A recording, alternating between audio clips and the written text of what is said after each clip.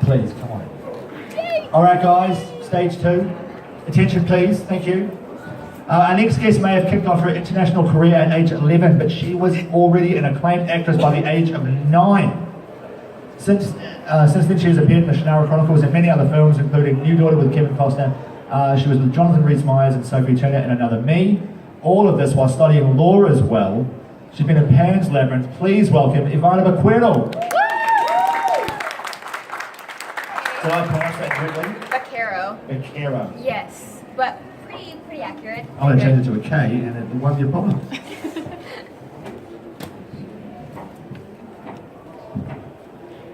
Testing? There's a switch.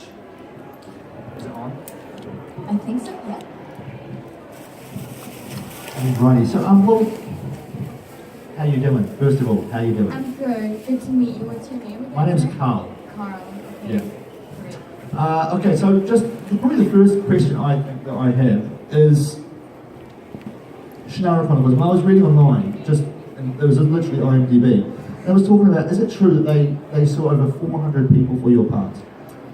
I believe so. I think my character, Eretria, was one of the ones that took the longest to cast because I suppose they just couldn't find the right character, the right person to play the character.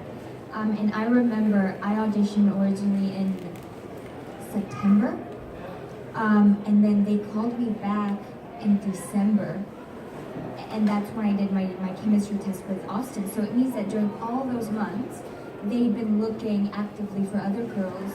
And yeah, apparently it was hard for them to find the right fit, but I'm so lucky and grateful to have been the one.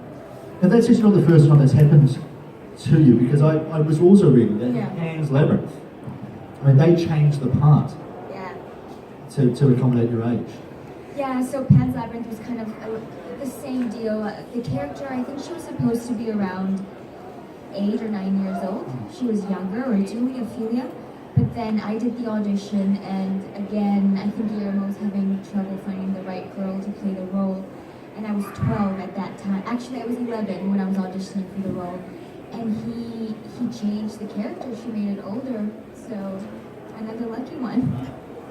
When you're working on a film like that, Yeah. I mean, it's odd. I didn't actually watch subtitle films until Pan's Labyrinth.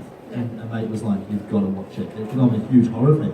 And he said it's just twisted and evil and fantastic. And I said, okay, well, then it sounds like my thing. Yeah. So, did you have any idea, or did any of the crew, did you have any clue of how big that film was going to be? No, I didn't. And I don't think, potentially Guillermo did know how big it was going to be because he knows everything. He's a genius. But I don't think any of us really knew how big it was going to be because it was, it was a pretty low-key shoot. It wasn't like a whole big Hollywood thing where you could already kind of see where it was going. Not at all. We shot in Madrid and Spain. It was a relatively smallish shoot. Although it took us over 3 months to shoot it, which is quite a long time for a film. And then it just did so well. It went to all these amazing festivals, award ceremonies. So I obviously, and I was 12, so I had no idea what it was going to be like. It was a great surprise.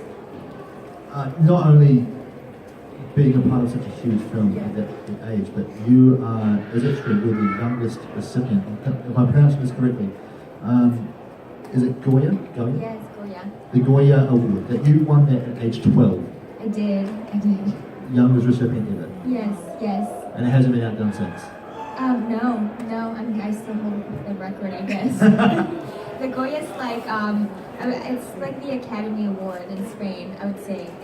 It's kind of like that. So it was really surreal because I was 12 and it really was, but I knew what was going on. So I was aware of what it meant and what it was.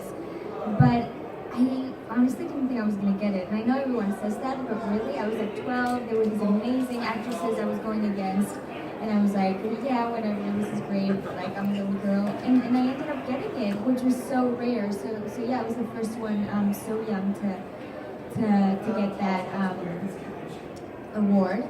So it was so special, it really was. Did you find that you can sort of get recognised a lot more after that? Obviously, You're still a kid, you're still at school, and all of a sudden you've got an extraordinarily different life. Yeah.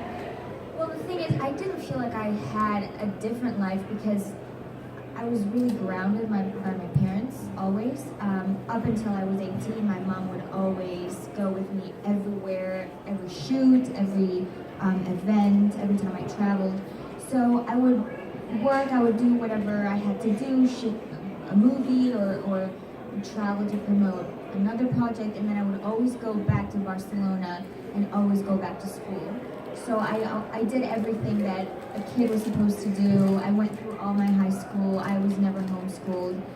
So yeah, I mean, it definitely impacted my life, and obviously I was recognized, and I was doing all these different things that kids my age weren't doing, but then I also always went back to school. So I lived quite a normal life, I would say. I don't feel like I had a different childhood or that I missed anything at all. So tell us about the character you're currently playing on Shannara Chronicles. I mean, there's all that sort of finding like a commonality. I mean, but when you sort of talk about sci-fi, you talk about fantasy, you talk about doing your own stunts. I mean, how do you find common ground with it? For one, it was the Shannara Chronicles was the first ever project where I had to do action. I'd never been involved in an action project. It was all very much genre films, horror, fantasy, even dramas, but I never had done action. And it was so interesting for me because I suddenly had to follow this entire regime, and for each season they always fly us in about a month in advance. So we go to this kind of boot camp, I would say, and we, for every single day from like 6 a.m. to like 3 p.m. they have us doing sword fighting, in my case dagger fighting, boxing, self-defense, all these amazing activities, fitness, so that we could be ready for the shoot and for our roles, and so that we would look physically fit for them, especially the guys. So it was a challenge, especially the first season, but I've learned a lot. I've also kind of taken a little bit of that into my personal life, so I've kept on with some of the fitness, and it's really empowering to learn how to do all these things. So yeah, no, I mean, I absolutely loved it, and I think to shoot, I would say action is one of my favorite genres at the moment. How is it different from, if you're talking about, like, obviously there's a very different sort of, from our point of view, you've got drama, you've got horror, and all of a sudden you've got action. Like, what are the real sort of changes that kind of thrown it away?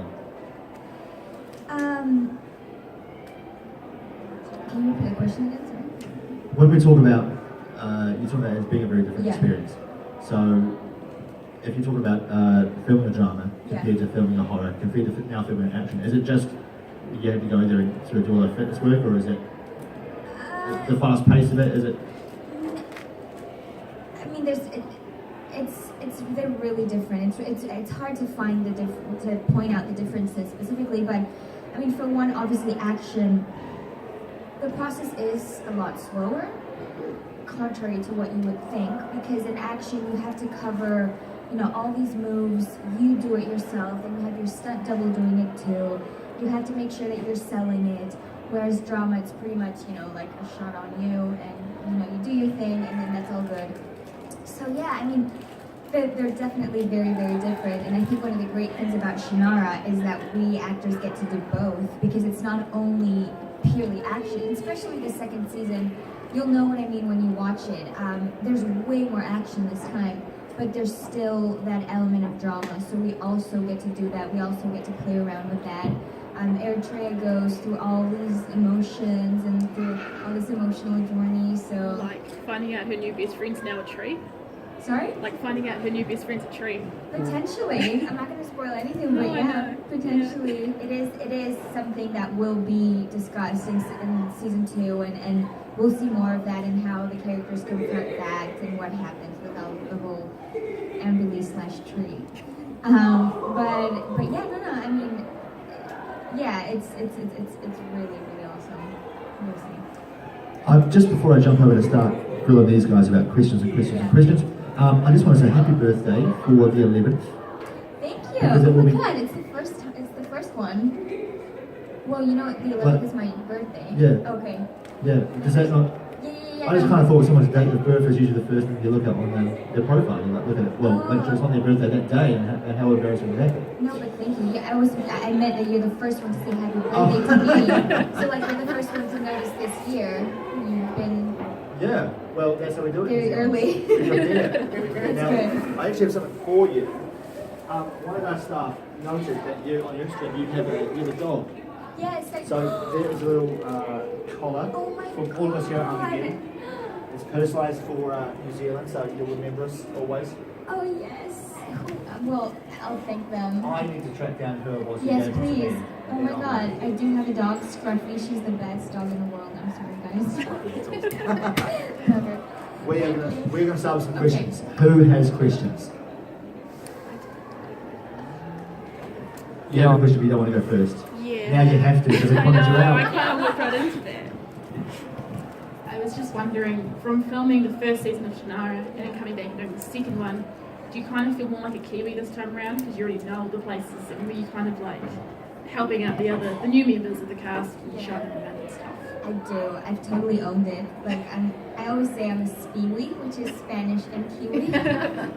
I mean, Austin and I, and obviously Manu, but Manu is a Kiwi, but Austin and I were some of the few, remaining cast from season 1, and we had already been here, so we definitely kind of, hang around with the other castmates and kind of took them around and showed them, how it's done, and I definitely do feel a little bit like a Kiwi. Also because after season 1, I did come back, and I spent a lot of time in New Zealand, traveling around. I did the whole North Island.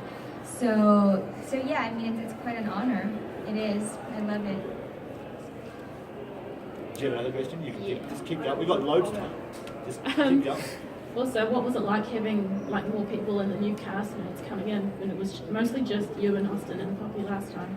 Yeah, exactly. So that's the thing. Last time it was only Poppy, Austin, and I. So, and obviously there were more cast members. But if you remember the first season, the stories were quite divided. So there was a lot of stuff going on, in the palace, and then our quest. So we didn't get to meet a lot of other actors. We were quite isolated, and it was great, but it was a small family.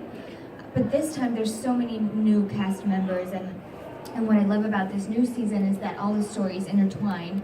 So I get to play with so many different people rather than just the 2 or 3 characters in season 1. So it was so refreshing. It was so good to have new cast members. And it was nice because we were kind of able to find the people that we really clicked with. We had a lot of choice, so it was really, really good. I think it's good for the show too, and I think you guys will like how there's definitely more storylines and how they all kind of mix together, and we all get to kind of join and have different stories. It's quite entertaining and rich.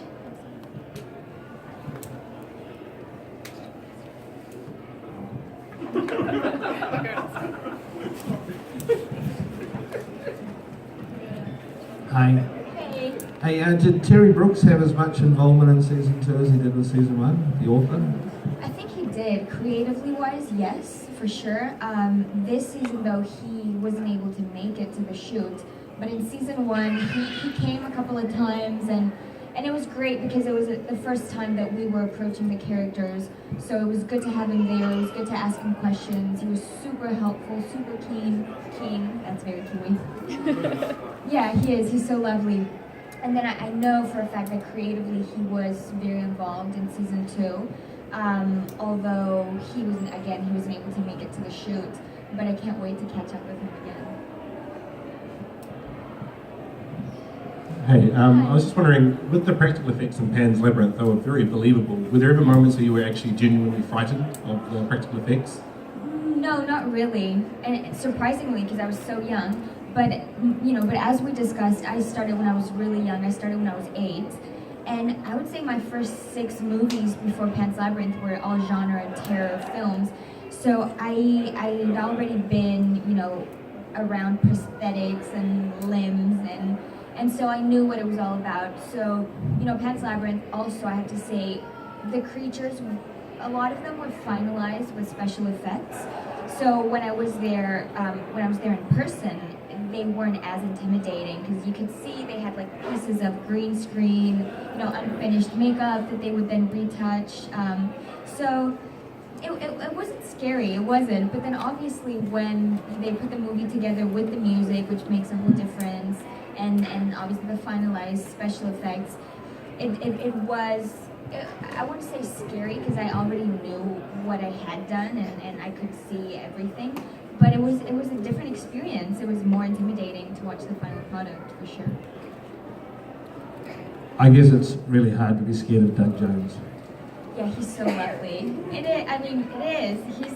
It's so funny though. He's Doug Jones, who played the Pan and the Pale Man in Pan's Labyrinth. He's so lovely in person and so sweet and tall, but he's so sweet that it's really hard. It was really hard for me to separate them, but obviously, again, when I watched the movie, I could totally see it. But in person, he was just such a sweetheart. Like, he was the opposite from what he was playing. It's amazing.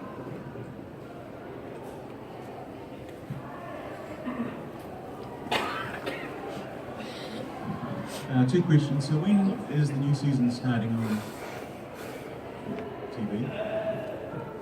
Season 2 will premiere in autumn for the Northern Hemisphere. So I think that is spring. So it will premiere in spring. There's not a set date yet. It's looking at around October. But yeah, I mean, I can't wait to know when it's going to premiere. I still haven't seen anything. They did show us a little snippet, but I haven't seen much. So I can't wait to see an episode and to go and do all the ADRs, which we still have to do. So ADRs is when you dub certain things that maybe weren't heard when you were shooting it, and hopefully I get to see a little bit of that there. And the other question is, you mentioned that you're involved with law as well. Studying law? Yes. Yeah. So I go to university in Spain, but I'm allowed to work from abroad. So I have to go to Spain to do all my exams, but I do all my assignments online, and then I send them over to the teachers. So I am doing that, but it's not at the regular pace. I take less classes per semester because otherwise it's impossible to shoot and go to class. But I do try to do both. Yeah. So is that something that you want to carry on with, or depending on how your career goes as an actress? No, I know I would never want to apply it to my real life. Like, I'd never be a lawyer or a judge or, work at a court. But I think it's very interesting and I really enjoy it. And I find that it gets really busy in acting, but then you also have a lot of spare times. And then there'll be like maybe 2 or 3 months where you're literally not doing anything. There's nothing coming up. So those are great times to, take advantage of it and study or find something that you like and do it. So I try to do that. Just, I would say as a hobby, I guess. Thank you.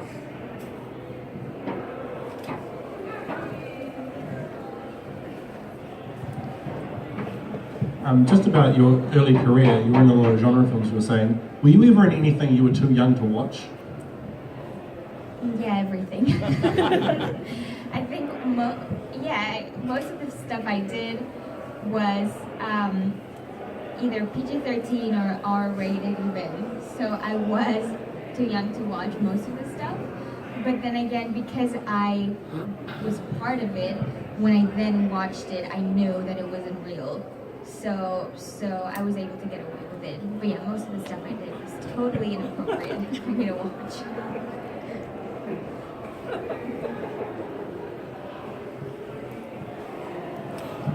Firstly, happy birthday for the 11th. Thank you. I got to say, I love your character and your costume in Shannara. It's in my opinion, my favourite one. So good job. Eretria. So I've got a couple of questions for now. Firstly, your favourite location that you've shot at and what location you'd like to shoot at, and also what's it like for working with Mr. Bennett? Well, my favorite locations, I would say anything beach related. So we shoot a lot in Auckland, not in Auckland City, but pretty much around Auckland. But we go many times. We go to Muriwai and Piha Beach, down on the West Coast, up north. And I would say those are my favorite locations. They're so beautiful, and they, there's the beach, but there's also, the woods and the sand dunes around, so they're great locations to shoot at. And then where I would like to shoot, I would probably enjoy shooting in the South Island. There's a lot of stuff in season 2 that shoots in the South Island, but they're usually wide shots or helicopter shots. So they take our body doubles to do that. So we don't get to go down to the South Island, unfortunately. But I would love to. And how's it working with Mono Bennett? It's so great. I mean, the truth is I don't have a lot to do with him in the sense that it's more Austin Butler, who plays Will. He interacts a lot with Al-Anon, and it's mostly both of them. But when I get the chance, it's so great. He always has the funniest stories, and he's super charming. So it's great to work with him, and I can only hope I get more of Al-Anon, because he actually is, let's say, other than Eretria, he is my other favorite character. So I shouldn't say that, right? I shouldn't say that. I love Eretria. You can say what you want. But I love his character. So I hope we get more of Al-Anon, and that Eretria gets to interact more with him.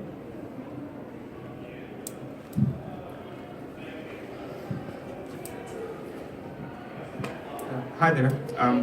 I was first of all wondering how you're coping with the Wellington cold, especially for someone from Spain. It's tough. Yeah, I mean, obviously I'm from Barcelona, and I kind of live in LA at times. So it's really warm in both places. It never gets super cold.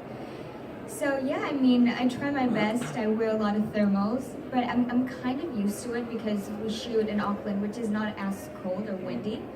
But it is getting really cold up there, and we just finished shooting a few days ago, so we did get a lot of that cold and a lot of the cyclones coming in. So I'm used to it. But it was hard to get used to it. I'm not gonna lie. Another question was, obviously people still remember Pan's Labyrinth, even 10 plus years down the line. Did it feel like you were making something special when you were filming it? It definitely, I mean, the moment I read the script, I knew it was going to be something special. And knowing that I was going to do it with Guillermo, how specific he is, I knew it was going to be a good product. But obviously, I didn't know it was going to be that big. I didn't know it was going to be, I think it's almost like a cult movie. It's become, over the years, it's been over 10 years, and people still remember it all over the world. So I really didn't know it was going to be that big.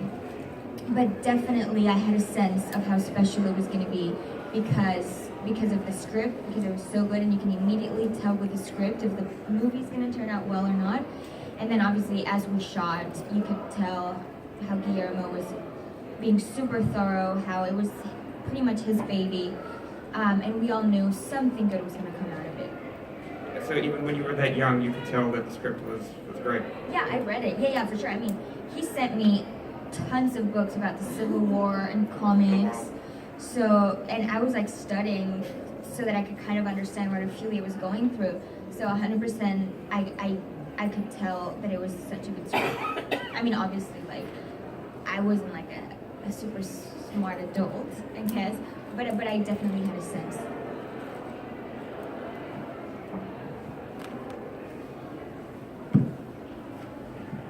Hi. I was just wondering, how do you find working in New Zealand compared to working in other countries in regard to sort of how people treat you when they see you just like hanging around? It is very different, actually. I think over here people are a lot more grounded and welcoming, and everyone is willing to help out. So we definitely got a sense. It was almost like a family when we shot, because everyone was so warm and so nice. And it's not always the case when you're shooting in other locations where the crew is, it's all business. They're there for what they're there for.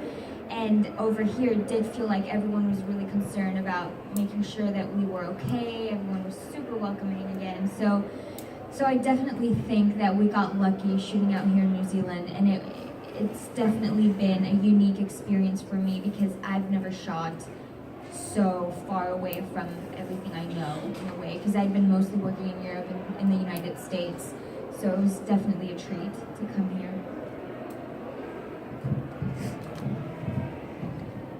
This will be my last question. I'm just the ending of Pan's Labyrinth is really ambiguous. Do you think it was real or all in her head?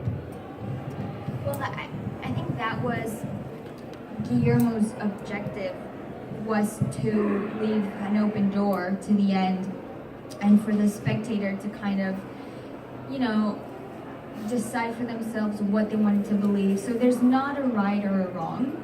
I mean, I'm sure everyone has their opinions. I'm sure Guillermo has his own opinion about it. I think there was a lot of truth in what she was seeing and in what she was feeling. But I honestly, I kind of hate to side and decide one or the other, because I think that's the beauty of the end, that you can be the one to pick or to leave it there, you know, to let your imagination go. So again, I mean, I'm sure Guillermo has his own idea, but it's up to you to decide, really.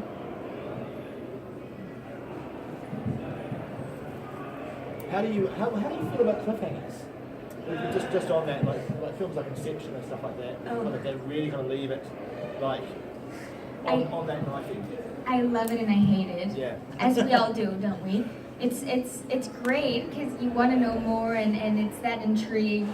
And especially when it's in your show, you love it, Yeah. because then you're like, oh my god, people are gonna love it. They're gonna be so intrigued. But then again, like, I also hate it because you want to know more. And it's really funny in Shannara, as we got the scripts, there's a lot of cliffhangers. I'll just leave it at that. At the end of certain episodes. But we never got the 10 episodes as a whole. We got the first one, and then after a while we would get the next one. So I had to eat it up, and I had to wait till I read the next script to find out what happened. So it's a love and hate relationship. Yeah. And can you define an ending that you have hated? I know it's very difficult. That's a very closed question, but is it like you watched a film, you really loved it, you saw the end and thought, no, I can see that. Oh my god, there's so many. Hundreds. There's one recently, and it's not a genre film actually. It's not even cliffhanger, but I watched Manchester by the Sea recently. In the end, I loved the movie. I legitimately loved the movie. I thought the acting was amazing. I thought the story was so real and was so funny in a way, in a tragic way. But the end, I was like, no, I need more. It can't just end like that. That's too plain. But it's real life, you know. I won't say anything else. But then again, I mean, there's just so many movies that it's either because it's a cliffhanger or because you didn't like the twist or because it's too plain for what you expected. You expected more of it, and you're like, I can't believe it just finished. You know, how many times have we gotten that feeling? But yeah, I would say that's kind of the last one that I watched where I was like, I'm not satisfied with the end. Yeah, well, they call it being soprano. Yeah. So something we hope the Shannara Chronicles doesn't do to us. No. Well, I can't say anything. Will you promise? We will go for your best effort. Yeah. Okay, that's fair. Okay, pinky promise to the air. Okay, before I ask this, firstly, do you watch The Walking Dead? I haven't watched the last season, I think, but I have watched the first few. Well, that's good enough for me. If you got to choose a character that you'd be on the show, who would it be and why? In Shannara? In The Walking Dead. Oh, if I had to be a character? If you got a shot in The Walking Dead and they would recast a character, who would you want to go in and why?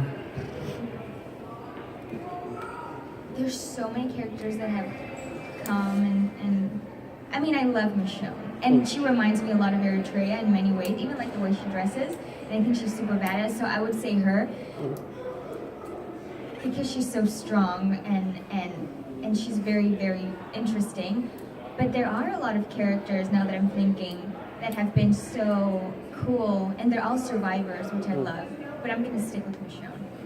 And my last question, apart from the king of practical jokers, G. Briffy, what's the best practical joke that's happened that you've witnessed or been involved in on set? There's so many. I mean, it's been 2 years and it's been really intense. And we shoot Mondays through Saturdays, like 15 hours a day. So believe me, like we get delirious and we start joking, and I can't point out a specific one, but there is that fun going on, and there is that light atmosphere. So we do, we get to play around a lot, and the whole cheat meal is like a big thing because the guys are on this like very strict diet. All protein, they have to be like buff and strong and ripped. So I like have my cheat meal every single day, but they're so like special about it, and they can just have like one cheat meal a week. So I would always joke about that or play jokes on them. But yeah, I mean, it's been so long that it's hard to pinpoint a specific one. How have you found, obviously, when you think about Spain, you think about food, you think about fantastically rich chocolates, you think about paella a lot. Real, like, just a very balanced spice compared to New Zealand food, which is, I think, it's like a mix, New Zealand. Yeah. So, how have you found sort of just adjusting to that sort of thing? Well, yeah, so in Spain, I do have to say we're so lucky because we are our culture is very much, it goes very much around food. So we've got amazing meals, and like you said, we have paella, which I miss terribly. We have jamon, which is the ham, the cured ham that we have. We've got tapas, and don't even get me started. All these amazing things, which I miss so much. But it's more my mom's food that I miss, to be honest. So that's kind of like what always takes adjusting when I travel around, and what I miss the most. And when I get back home, it's like I always just want to stay home, and I'll invite my friends home to catch up with me just so that I can still eat from my mom's food. So yeah, and I think New Zealand, obviously I've noticed there's a lot of British influence in the food, definitely fish and chips and all of that. But I feel like it's more like a blend of different cultures that have come over here. I think the best Indian food that I've tried, but I've never been to India, so maybe it's better there. But the best Indian food that I've had is here in New Zealand. I love the butter chicken and all of that. I mean, I know it's not Kiwi, but we make it our own. Yeah, you do. I don't think there's butter chicken anywhere else. Maybe in England, but there's definitely not butter chicken anywhere else. It doesn't exist in Spain. It doesn't exist in the States. So I think it's a very kind of Kiwi. It's an English dish, actually. Or English, because it's very developed by an English guy. Yeah. So yeah, I've only seen it here and potentially in England. Like, just staying on that, not necessarily food, but like, because you went to an American school in Spain, which is why we get like there's a very American lilt to your English. Yeah. So when it comes to the Kiwi accent, how have you found it? Because American